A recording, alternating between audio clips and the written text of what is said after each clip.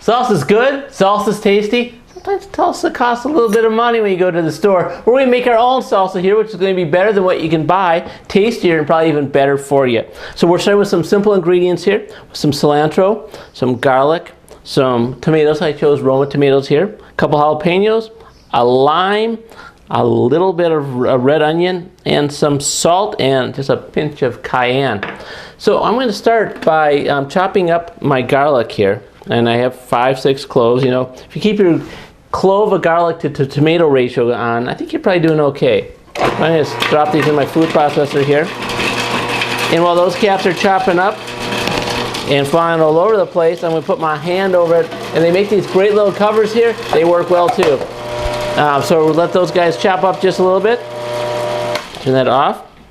Chop up my onion just in smidgen here. I'm going to put this in the same with the garlic. I'm going to put the cover on, important safety tip. Chop up those onions and keep on pulverizing the garlic. And while I'm doing that, I'm going to be taking my jalapenos here. And that sounds like that's done there. I'm going to cut my jalapenos in half.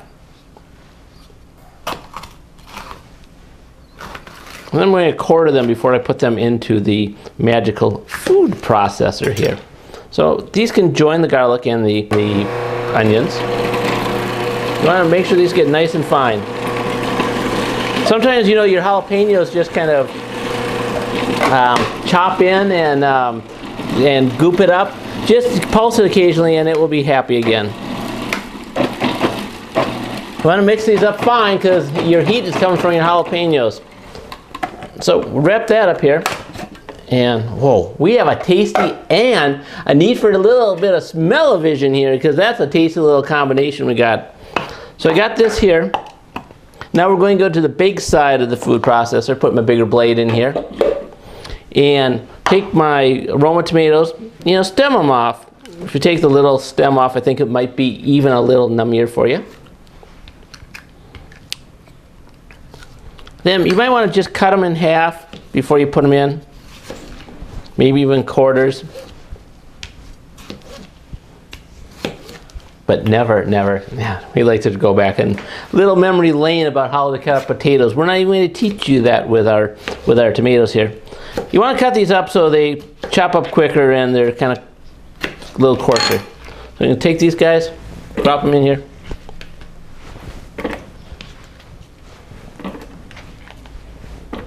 And do the little rough cut on these guys. Turn this on, off, and pulse it. Because you don't want to cut them too fine because then you end up with tomato juice. So let's now pour our friends the cilantro, and we're going to actually just dump them in from the top. And if you see a couple of your tomatoes are a little bit too big, you can chop them up now, or maybe you'll just give another pulse or two. And then find your appropriate tool, which is always good to have at least one appropriate tool. Something to scoop these out and put them in. I like to use a cheese grater to do it because, well, you know, I'm not putting any cheese in here, but it's good to think about the dairy farmers who produce the cheese for you. Things don't grow on trees, not everything, but those apples do. Don't forget the apples. Have we ever used an apple in a Cook Like a Bastard show? I wonder. You know, if you're not sure if we did or not, you can see all of our shows at cooklikeabastard.com and go, oh yes they did. In episode blah blah blah, they actually used an apple. My trip down memory lane tells me I don't think we did. Now you might want to do this neater than I am, but I got like 5 people here that are going to clean up after me. You don't. So you might want to mix it in with the proper tool. We have such a great mess here. And I can't stop talking about it because it's delightful. I'm going to put a little lime juice in there. Cut your lime in half. Put it in your juicer. Put it right into your food processor. Let's do that again. That's kind of fun.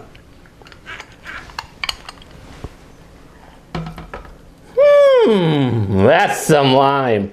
That is some lime. You know, limes in the eye sting just as much as lemons. A little science for you here in Cook Like a Bastard.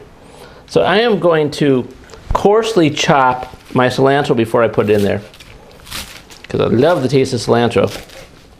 And I want to make sure I got enough in there. And it's not going to get chopped up that well in the food processor, I can tell. Take a handful of cilantro in here. Boy, just shove it in, you know, put some salt in there. Take a little cayenne. Take your plunger, push her down, pulse her up.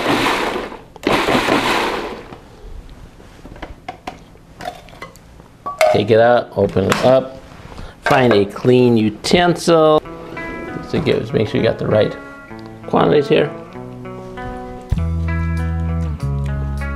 We hit it right the first time here on Cook Like a Bastard. So can you. He's not a bastard, but cooks like one too. Don't miss that little something and cook like a bastard today.